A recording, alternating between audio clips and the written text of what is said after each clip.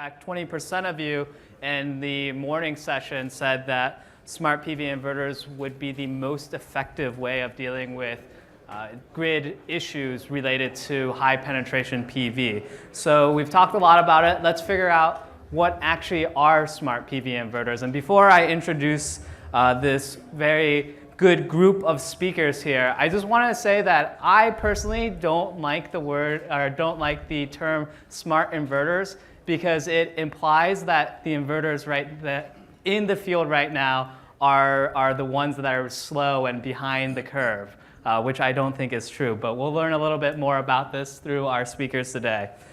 So immediately to my left is Alex Griffiths, who is a field applications engineer for solar inverters at Advanced Energy. And Alex will bring the perspective from an inverter manufacturer, primarily focusing on commercial and utility scale solar. To his left is Tef Reed, who is the Director of Field Applications Engineering, and he's with Enphase Energy, bringing a perspective more from the distributed generation side, so very strong in residential and trying to break into the commercial markets as well. To his left is Martha Simcoe-Davies, who is the Director of Partnerships for Energy Systems Integration at the National Renewable Energy Laboratory. And Martha will bring the perspective from testing, certification, and also some of the issues involved from that side of the industry. And finally, Paul, and I'm going to mispronounce the last name, so I apologize, Paul Bunse, who is the Chief Commercial Officer for Ideal Power. Why don't we go ahead and get started with getting everybody on the same page. So in terms of smart inverters or advanced inverters or whatever you want to call them, how would you actually define that? What is a smart inverter? So I agree with you, MJ. The term smart inverter I don't like either. I think it's kind of a marketing term, actually. I mean, the cell phone industry went through this with the smartphone. 10 to 15 years ago, there was just cell phones and then smartphones.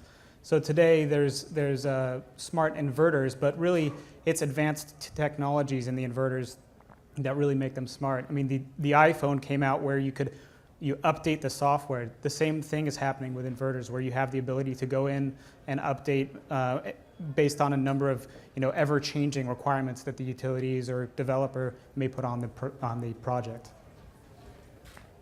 Anybody else have something to add?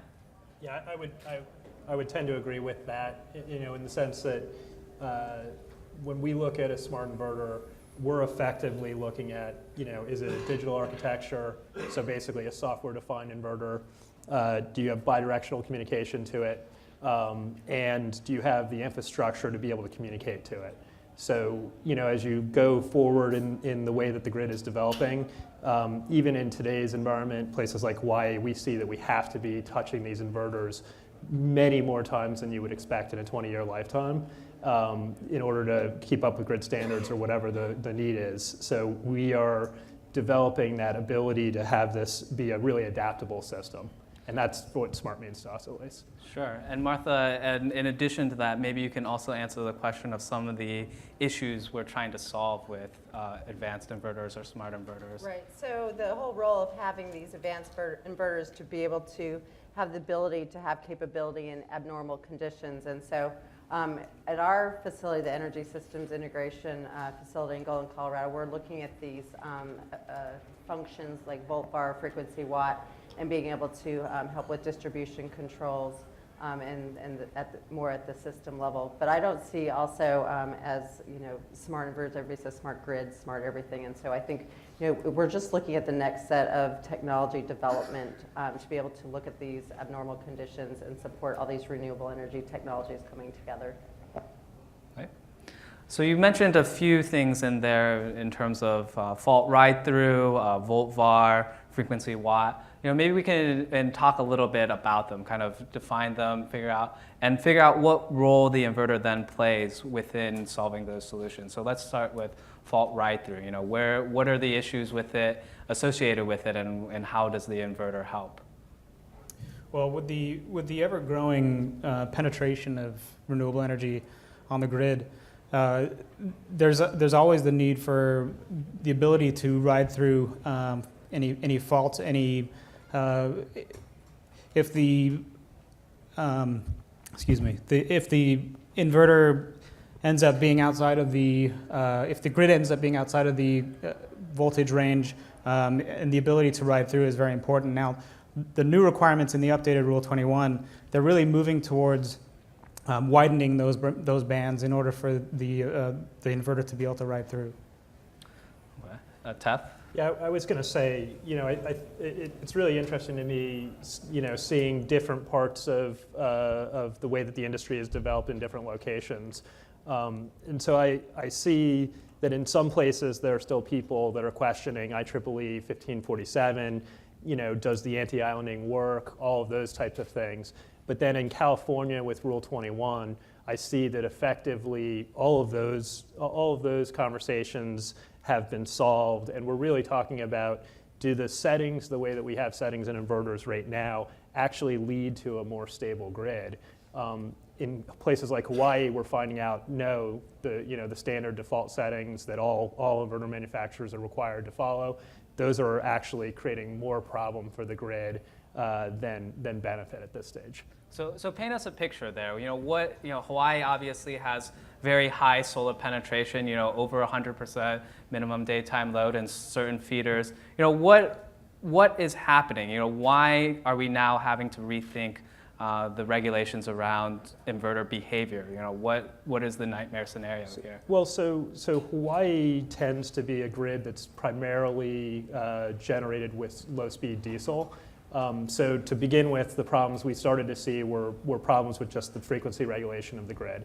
And the question is, if the island grid is being loaded, do you really want to drop offline if you go outside a very narrow frequency limit?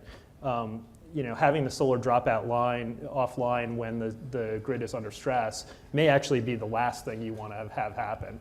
So when you look at the Rule 21 in California requirements, you are talking about things like expanding the frequency window. So if there were an earthquake or some big event, you actually don't trip off all your renewables. And you're also talking about lower voltage ride-throughs and the idea that the inverter should stay on longer in a fault condition. Sure.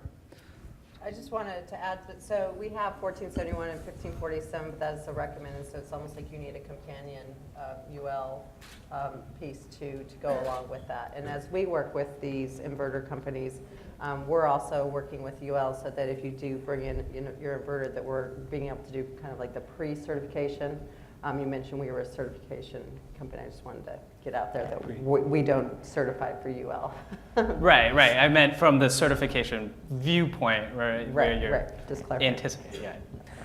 Well, so how, we're talking about these advanced features. This is the next technology development for inverters. So, so how are inverters going to change? What are the feature sets that we're going to see next year that we currently don't see being implemented, and then maybe look 5 years out in the future as well? How are the inverters and 2019 going to be different than ones in 2014?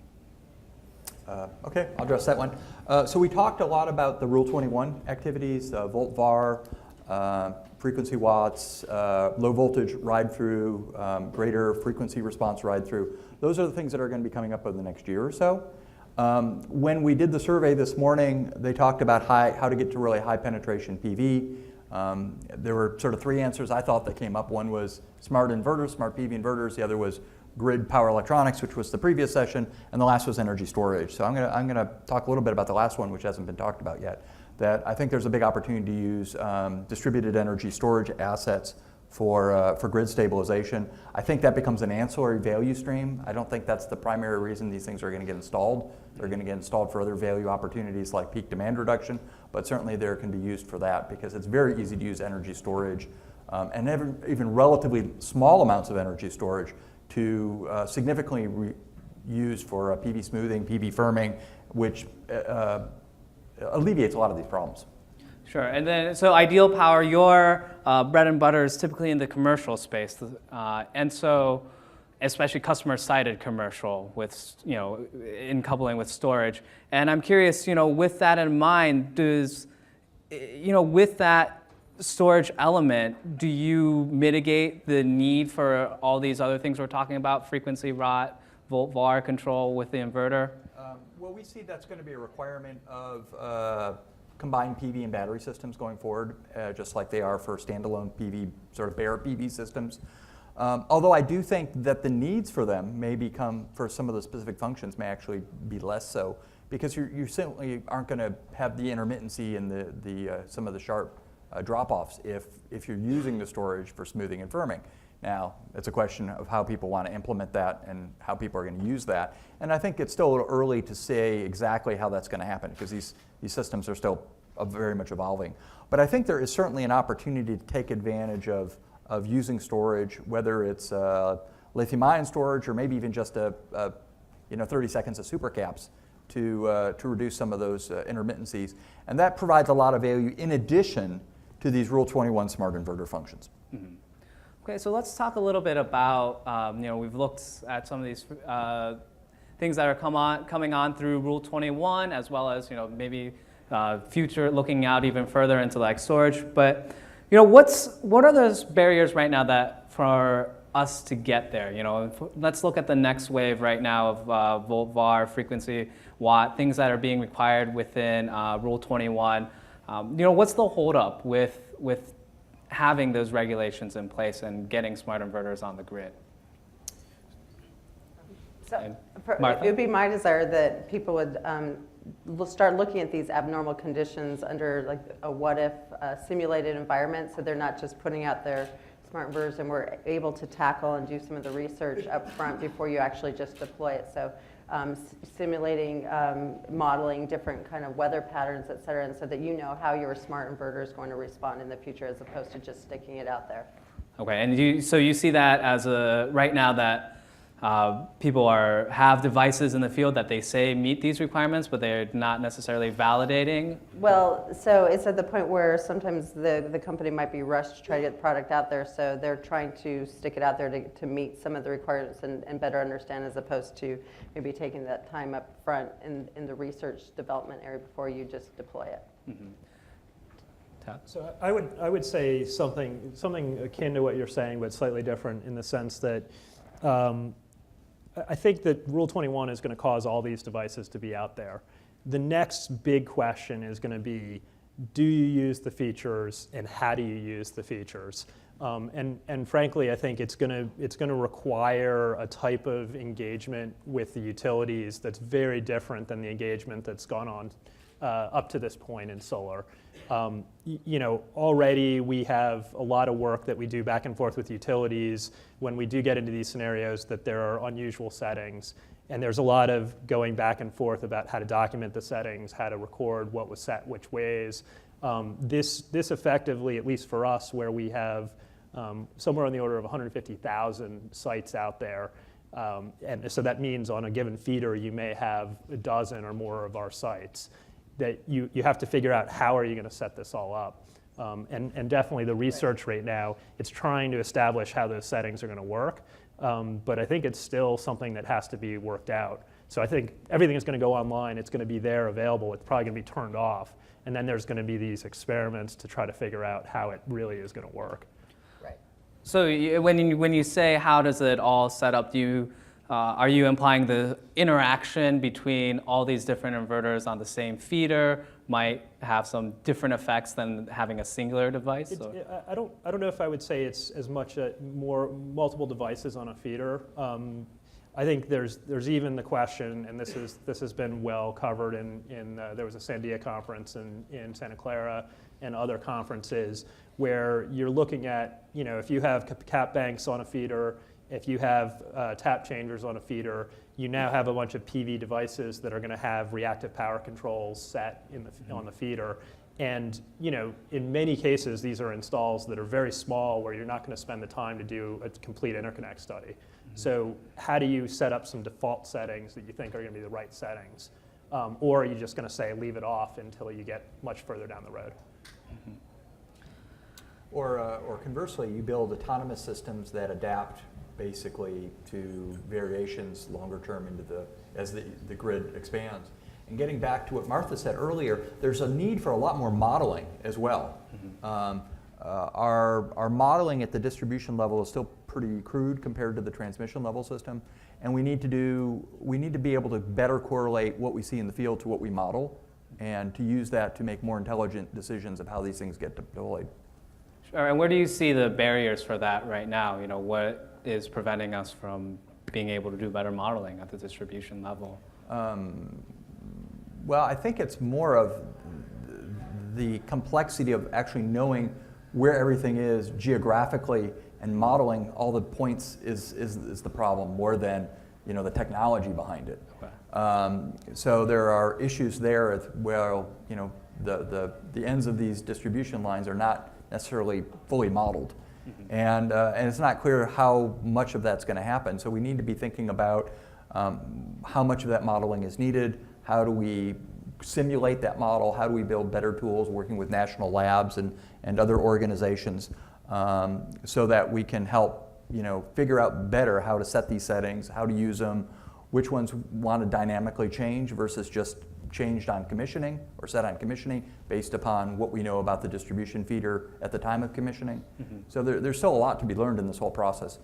And I would also argue to have a consortium of some type that starts to bring in all these different models and really look at the future of these smart inverters, so that people are saying, okay, I did this modeling and getting it out there. And one of the roles of the National Lab is that if the Department of Energy is funding it, we do put out these in published reports. But if we can get a consortium and a library built to take the effort forward even further, I think that would really help overcome some of these obstacles.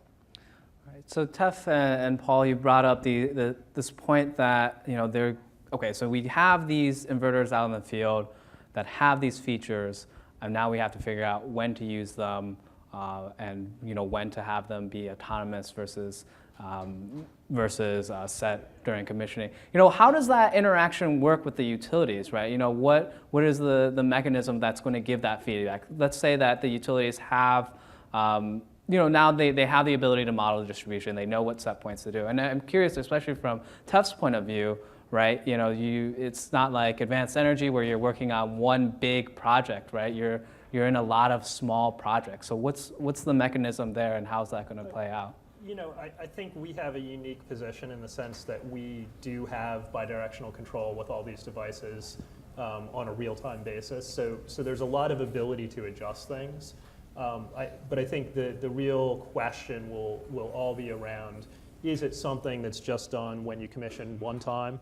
Or are we going to end up setting things and then deciding we didn't like how they operated in the grid and we're going to reset them later? None of that infrastructure has been figured out yet. I think we're really, at least for the Rule 21, we're really at a level where, you know, we're working on making sure that the testing is available for all the inverters that are going to have to be certified through a process. You know, we're making sure that things like eventually, I think there's going to have to be a CEC listing that says that this is a Rule 21 certified device. That's some new infrastructure that has to be put together. And then there's going to be real work with the utilities to decide, okay, which utilities are actually going to want to turn on features. And then once you want to turn on the features, if Enphase is in the middle of that discussion, how do we validate that the settings that have been set are the settings that have been requested, and document all of that, because effectively it's becoming a device that's in the grid. Effectively, it's adapting the way that feeder behaves, and there's going to have to be some kind of real controls around how the settings get done.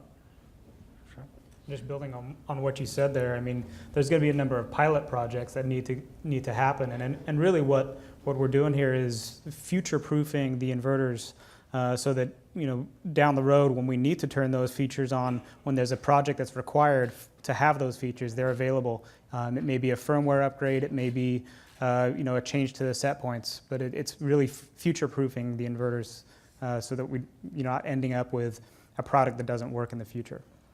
So how does that affect the way you think as you know, converter or inverter manufacturer, in terms of knowing that there's these future settings that you might need to meet? are your current designs, taking into account? As a result, you're now building in features that that you might not use, adding costs. What does it do in terms of the operational costs in which you need to study how to set the different points of inverters? I'm just curious from the manufacturing standpoint, how that affects you. I would say, at least from Enphase's perspective, understanding where the reactive power control and other rules are going to be for, we're operating worldwide, so understanding where every market is going worldwide is very complex. It would be awesome if, everybody else adopts Rule 21 and we're all just off to the tracks, but that may not be how it ends up working. We basically, we're on something like an 18-month development cycle. So we have to put things into our firmware believing that that's the way it's going to be implemented, even if the standards aren't done yet. And then we also have an infrastructure that is built to be adapted if it needs to be adapted. So if we have to change the transfer function that's going to be used for a particular setting, or if we have to do something different, we set it all as a software change so that we don't have to go back and rip stuff out. Mm-hmm. And just to piggyback on that, we're typically developing the test protocol for new companies that are coming to us as we're kind of paving the pathway forward and working with you to solve that solution going forward. So it speaks directly to what you're saying. So one of the things that's unique about these power converter solutions, and it's talked again a little bit on the last panel, that they can be quite flexible. So there's a sort of a hardware-related cost to these things, but probably more so there's a development time, testing, certification, documentation towards all these features, which may or may not be used, or may be used only in rare instances, and it's not quite clear how broadly they'll be deployed. I didn't attend that meeting in Santa Clara you're referring to, but I think there were some comments that they've deployed huge amounts of these smart inverters, quote, in Germany, and largely all the features are off, which is amazing because they've not only, they spent phenomenal amounts of money upgrading systems, which they're not using yet. So we need to be a little careful we don't go overboard on this. And, but we do need to be thinking more about what's needed for the distribution grid, because that's really what we're trying to solve. And as manufacturers, we're committed to support standards, as my peers are up here, and we'll all be moving forward to implement those standards, but we still have a lot of work to figure out how those are actually going to be deployed. With standards in particular, and we've referred to California Rule 21 a few times now, but can we get an update of where we are in that process? When do we see, the first phase of deployment actually rolling out, and so let's start there. Following Rule 21? What I understand is that phase 1 is intended to be rolled out next year. I know that there's still a lot of regulatory and other actions that have to take place to make that happen. But we are making the assumption that it'll be roughly mid-year next year. That's as a worst case, and maybe it'll be a year later. Maybe it'll be maybe it'll be 2 years later. You can't tell until it actually happens. But we can't run our business based on guessing on dates. We have to run our business based on where things appear to be headed a year ago roughly. So that is the first phase, and I think we should be very clear. There was some talk about autonomous functions or even settable functions. The first phase of Rule 21 is really just the fact that there will be autonomous settings in the unit, and not the fact that you'll need to be changing those functions necessarily. It'll just be a set fixed bar level. Sure. Is the gist of it. Mm-hmm. And we'll get into a little bit of the dynamic settings in a second, but I'm curious what that means for the certification process. Suddenly you have this new standard for the US's biggest market, so everybody is going to want to meet these new standards. What does that mean for people that are helping to pre-certify? What does that mean for the the testing laboratories that are doing the actual certification? Are we going to have a bottleneck there? Well, I go back to what I've said previously, and that's really we're going into development on the firmware and the software on these inverters, where you end up with you start with a blank slate, and as the ever-changing requirements come through, those can be updated. Those requirements can be updated as the requirements come out. So, yeah, phase one, you've got anti-islanding, you've got low voltage ride-through, you've got frequency ride-through, volt-var control. A lot of that is in phase one, and some of that has already been addressed in IEEE 1547 already, 1547A, which was the immediate change to the rule. So. Mm-hmm.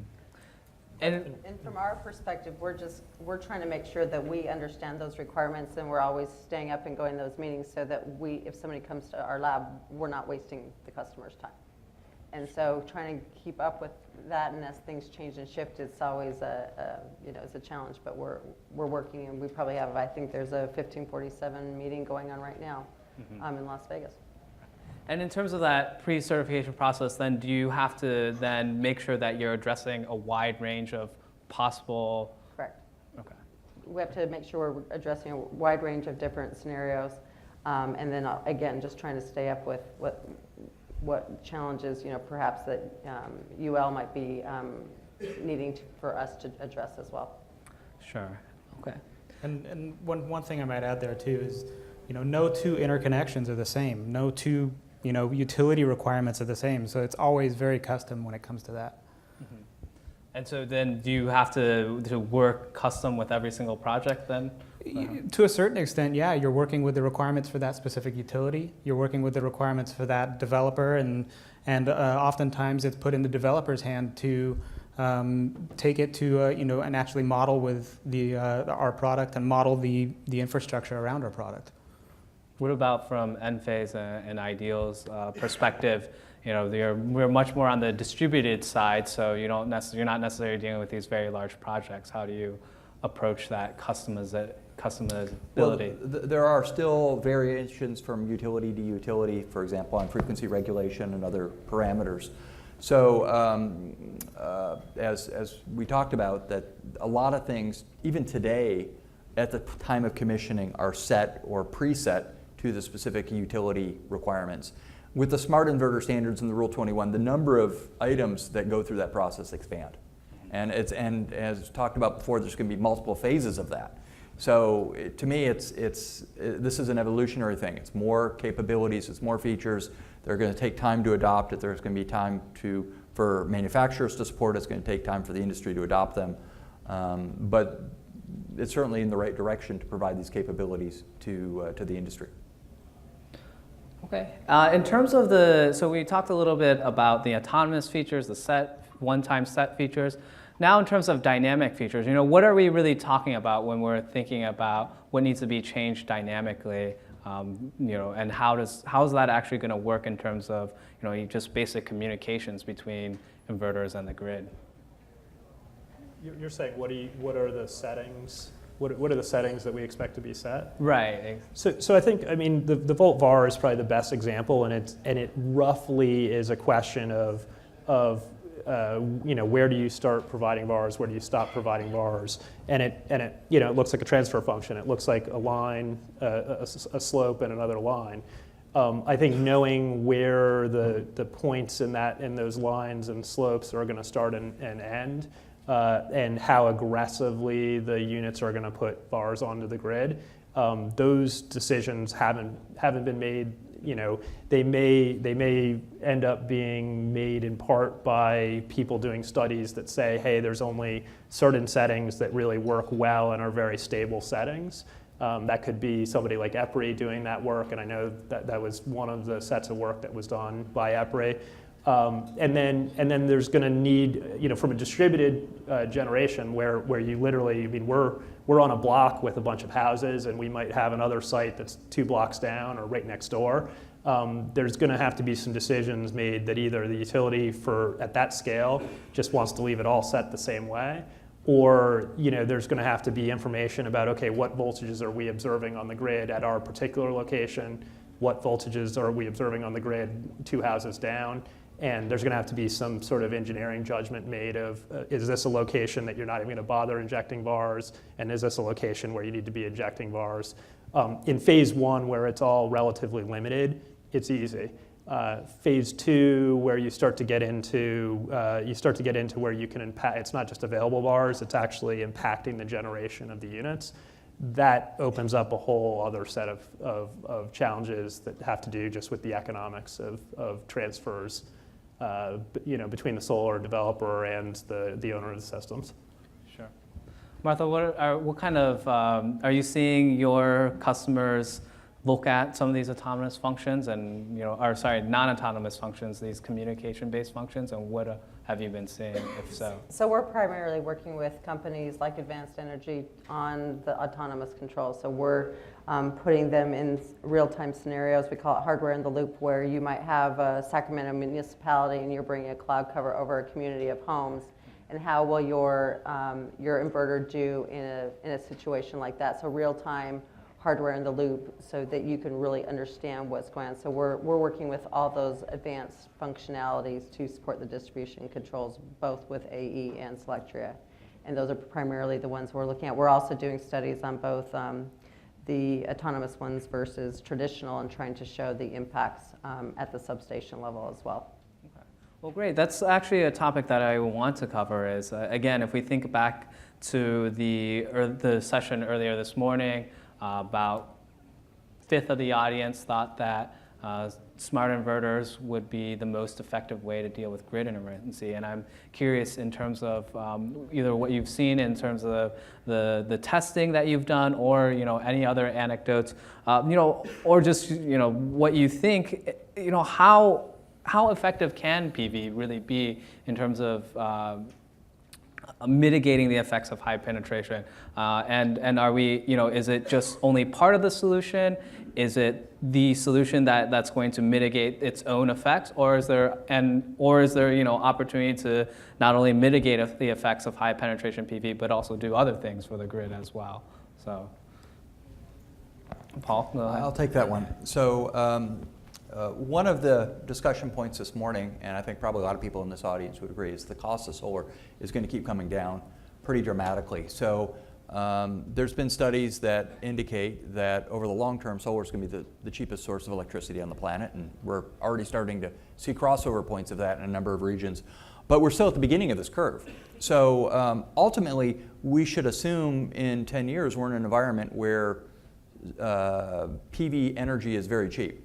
And to handle really high penetrations of this, it's from my perspective, it's going to be more about than the smart inverter features. You're really going to have some type of storage, whether it's customer-sided storage or utility-sided storage, and that's going to be needed to, get to very high levels of penetration, and really start pulling conventional fossil fuel generation out of the power chain, out of the conventional power chain. So I think the energy storage becomes a bigger and bigger role of this. And then the question really is, how fast does that roll out, and where does it roll out, and what other assets, value streams can it be used for? Mm-hmm. And we've made a big focus on using that energy storage for the commercial demand requirements, and particularly for peak reduction. It's our company's viewpoint that's sort of the killer application of storage right now, and ground zero is right here in California. So we think that's going to be both economic and financeable, and we can use those assets for solving these high penetration PV scenarios quite effectively. And that's NRL's philosophy as well, is to really look at that whole energy ecosystem and start to look at storage, solar, inverters, bring in that whole system, do the modeling up front so that you understand how all these variables are coming together, and maybe you're looking at the smart inverter versus a traditional inverter at this energy system level, at the distribution level. And so you can get your arms around it, as opposed to just saying, I'm just interested in my smart inverter. Figure out how it works out in the whole energy system, and do the modeling up front, because there's so many, we're just in a changing dynamic environment. It's a technology that's moving forward rapidly. So would you say it's too early to tell the extent to which these smart inverter features can mitigate the impact? We're working on projects right now. We're getting out data as quickly as we can. Yeah, I would say, I don't think it's too early to tell. I think that a lot of the features that we're talking about, and it was interesting just listening to the session before this session, a lot of the advanced, when people kept on saying advanced distributed electronics, I kept on thinking about inverters. microinverters, because effectively, there is going to be solar, as people have said, is going to continue to grow. There's going to be a lot of these devices out there. They are going to have the capability to do a lot of reactive power control. There's probably some economic limits to where it makes the most sense to have the PV inverter do it. But the devices have very similar capabilities to a lot of the distributed electronics that the grid operators already use. And so as much as I've talked about some of the difficulties in implementing these things, and I think there's difficulties on the grids, on the utility side, there's difficulties on the PV manufacturer side, but we are going to have to get together and figure out how to make all of this stuff work. And when we do that, we actually are going to get big benefits from it. I think we can offset a lot of what the distributed generation is doing to the grid simply by having inverters that operate smarter on the grid. And do you have any sense of maybe in terms of maybe penetration levels or specific features that or specific issues that would definitely be mitigated by these advanced features?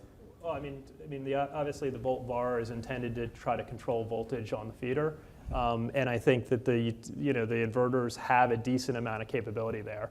I'm not saying that you're going to have your volt var control in the right location on your feeder.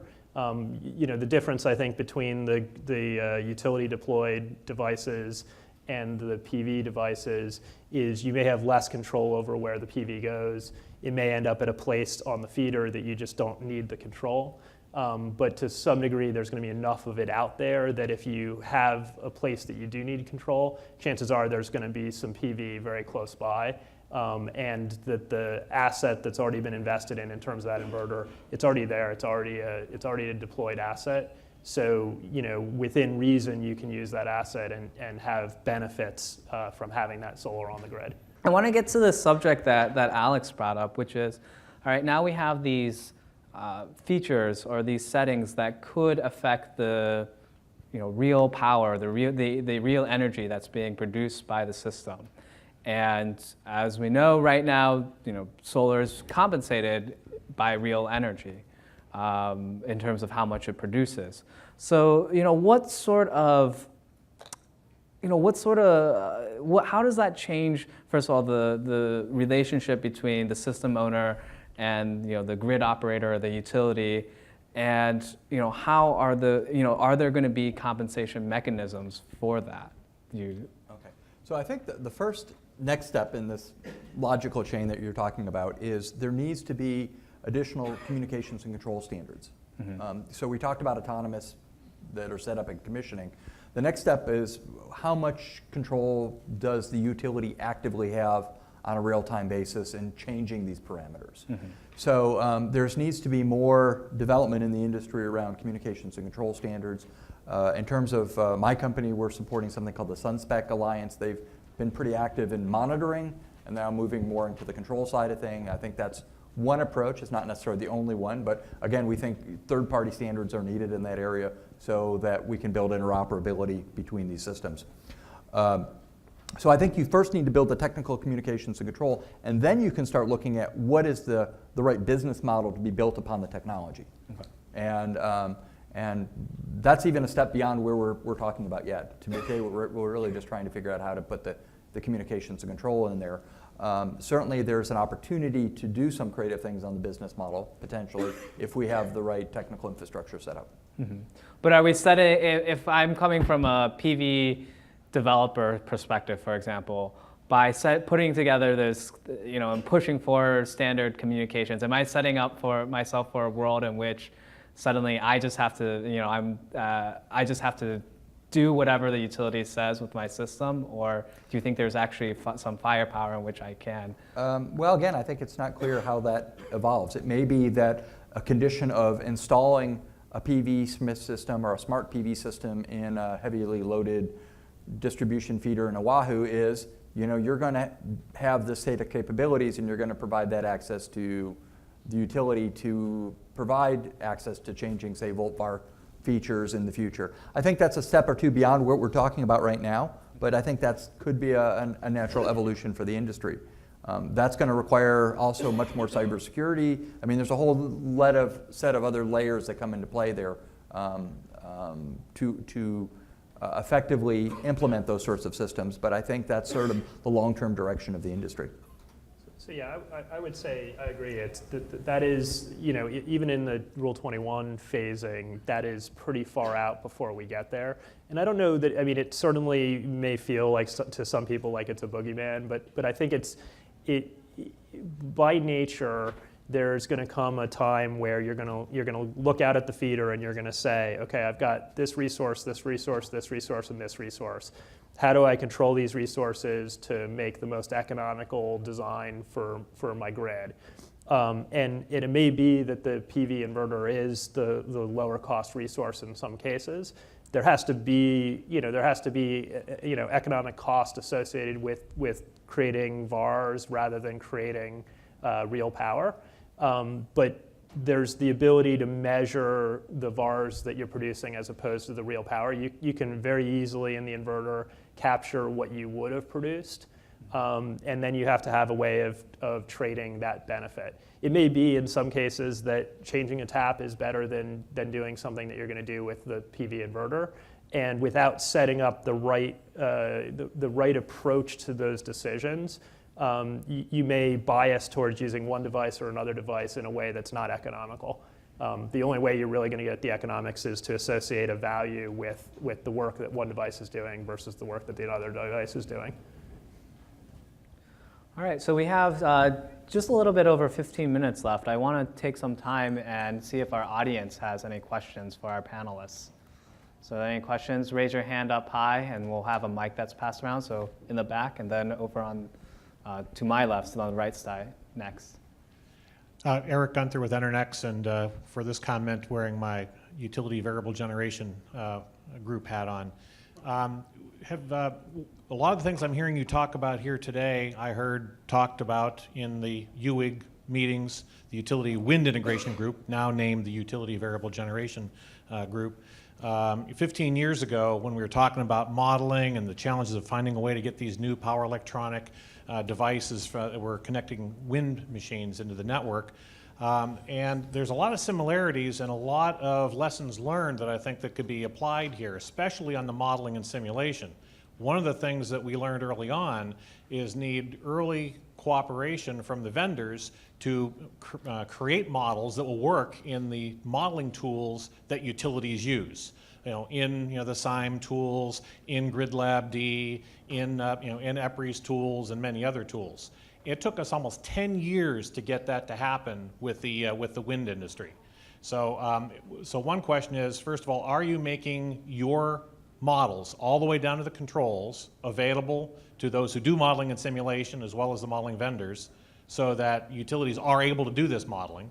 And second, are you participating in organizations, like and specifically UVIG, where you can have good information exchange with utilities so they can tell you what they need from a modeling perspective? So from the NREL perspective, we are generating libraries of data, and we're trying to make sure that we're getting that out to everybody and being able to share as companies come in or vendors come and approach us. We've been very active with, as you probably realize, with UVIG, so we fully support that, and I'm very optimistic as usual that it's not going to take 10 years as we build up all these libraries. We can't wait, and as you mentioned, it's happening right now. How about you guys? Are you guys playing nicely together? Yeah, for the most part. I don't think we're playing unnicely. So in terms of my company, we're still pretty new in the industry. We are already starting to look at modeling for various things that can be provided to utilities.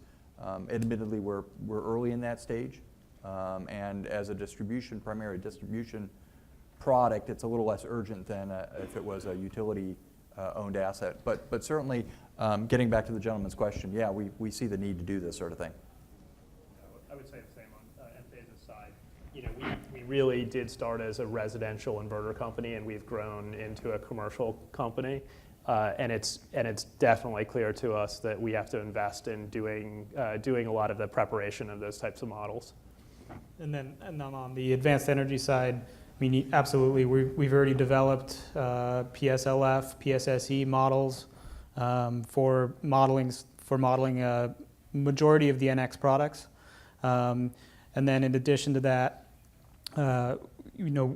there's kind of a two-part there, because you have the model for the inverter, then you have to have the model for the plant. So, and like I said before, no two interconnections, no two projects are the same. So modeling the entire project, once you have that part, it falls a lot on the developer, and we work very closely with the developer to make sure that model fits and works. So are the developers playing nicely together then and sharing those resources? Yeah, to a certain extent they are, yeah. I mean, I've worked with a number of developers that have, kind of working with the same companies. So two questions. One is, and Eric took my modeling question a little bit, because there are existing models out there from a national lab. So Pacific National Labs has their model, then EPRI has their model, which are public. But I also heard that there was a barrier to that. I still didn't feel confident from your answers that the data's there and we can share that information to allow for more distributed generation, distributed energy resources on the grid. So maybe it's NRail, or maybe it's a bigger Sunshot initiative or pieces like that. So that's the first part. So I don't know if there's additional questions on that. Second question is, and it was asked this morning, and I'd be interested in your thoughts, who owns the inverter? In the long run, who's the best party to own the smart inverter? Any thoughts on that? Yeah, I would say listening to this morning's session, it was an interesting question. I'd never heard the question of thinking about different ownership structures. I don't think it matters necessarily, but it's going to be a question of where's the right place. Where's the place that has the capital to deploy the asset, and how that plays out. It's going to be a question of how the industry develops going forward. I guess I'd like to answer that a little differently. I think there's an optimal place for the installation of the system. I think there's an optimal solution for the financing of the system, and there's going to be an optimal solution for the control of the system. And the utilities, whether they own the asset or not, are going to long-term need to be involved in the control structure. So as long as they can control it, it doesn't matter if they own that inverter or not. Yeah, or where it's located. So again, I think we need to be looking at optimization in each of those axes, and each of them should be optimized for their own goals, and they don't have to necessarily be correlated in terms of, say, all being utility. So it's using pricing to do the solution, like tariffs, so VAR tariffs or locations, or providing a value of solar for locational, for optimization of where assets should be, solar assets. Yeah, you're gonna just deploy the solar assets where, for example, if it's an urban area where it's convenient to install these things. And that might not be the optimal place to have the interconnection on the grid, but that's sort of what you've got. But you may be able to help compensate for where that non-optimal location is for the interconnection by using some other controls. So again, I think you need to be looking at each of those issues sort of independently. But one of the things the industry is still at the very early stage of doing is figuring out how to build better win-win scenarios between utility-sited and third-party owned assets, maybe the customer-owned or a third-party owned financed asset, and the utilities. And I think that's going to even be a bigger issue in storage than it is in PV. There's more opportunities to build win-win scenarios there, from my perspective, on the business model side. Okay, next question over here, and then in the back. Yeah, my name is Casey Miller. I'm with Invect, a consulting firm. And my question is for the three inverter companies. In the commercial market, I would assume that your inverters all ship with basic power factor, curtailment, controls capability. What percentage of the projects that you do, or that your inverters ship to, do you think are even taking advantage of those very basic control functions? So on the utility market, I would say, obviously that I'm in the utility market, and I would say majority of those projects are going to see that. Commercially, I'd say probably less than 1%.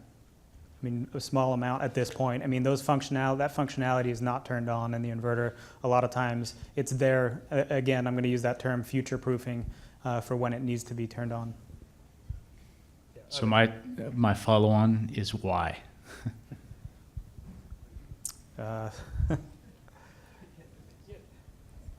Well, right, yeah.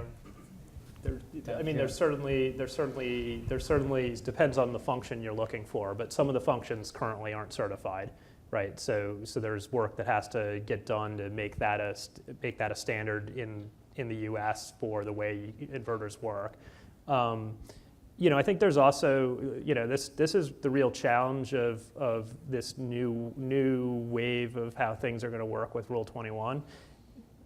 There's going to be a lot of work. There's going to be a lot of skills that have to be developed in getting all this stuff set up. I suspect that a lot of the reason that things aren't turned on is either people aren't aware of the capabilities. Certainly the manufacturers are aware of the capabilities, but getting customers and the utilities aware of what's possible is going to take a lot of training and education, and then having the bandwidth and the skill set, especially if you go down to where you're talking about distribution, having the starting level distribution engineer know what to do with these capabilities and how to tune them and all those things. It's maybe been done with some of the utility deployed equipment. But this is going to be a different type of animal, and we're going to have to work together to figure out how to do it. And I suspect the reason you don't see a lot of stuff turned on is just people haven't figured out what to do yet. I'll be even more blunt. So he indicated that you can't use those features because they're illegal, they don't pass certification. And second of all, what incentive does anybody have to use them? Zero. You can start generating VARs, you don't get any compensation for that. So there's a lot of changes needed to make that come to fruition, and the industry is moving in that direction. All right, do we have another question from the audience? I see one in the back. There's this big light in my face, so I can't see any questions to my right side, so if there are questions. My name is Michael Schwabe, and I have a question about power quality. The inverters don't produce a perfect sine wave. So the operation of the inverters causes an electrical transient noise in the circuits of that building and in the grid at a low level. Is there any thought to address power quality from this perspective now or in the future in these standards? So that would be, your take on that would be you'd be looking for a harmonic standard? Harmonic standard, yes. So harmonic damping. Minimal electrical transient noise. I mean, my sense is there is currently a standard for harmonics for PV inverters, and I think the faster that your inverter switches, the more precisely it switches, the lower your harmonics are going to be. And I think all the inverter manufacturers are incented to operate faster with fewer harmonics, just as a system design principle. But there's no, to my mind right now, it would be you could get to a point where your trade-off there isn't getting you very much. Yeah, UL 1741 refers to IEEE 519, which is a harmonic standard. And in that harmonic standard, it specifies, all the way up through the 40th harmonic, what the maximum total harmonic distortion can be. And then overall, there's also limits as the voltage, the interconnection voltage goes up. UL 1741 is strictly looking at less than 161 kV. I'm sorry, take that back, 69 kV. But as you go up in IEEE 519, your limits do get tighter and tighter. So, and is that even a challenge right now when you're speccing out these inverters or deploying these inverters? Are your customers calling you up and saying, hey, the consumer is complaining about transients in their building or seeing it? Yeah, we have. I guess I'd like to address that. So if you're talking about in-building harmonics, I don't believe PV and battery converters are the fundamental problem. If you have VFD drives, things like that, they generate far more harmonics than these advanced power converters do. So at least my understanding and my experience is they're not a big contributor to that problem in most applications. Any other questions over here? There was one in the back, but maybe we got that one. Okay, well, in that case, let me see if I have any final questions to close with. Actually, we'll just do one really simply. You know, for the greater deployment of these advanced features that we're not seeing turned on, you know, what is one thing that you would like to see the industry do better, and one thing that you would like to see utilities or regulators do better in order to accelerate the deployment of these of this technology?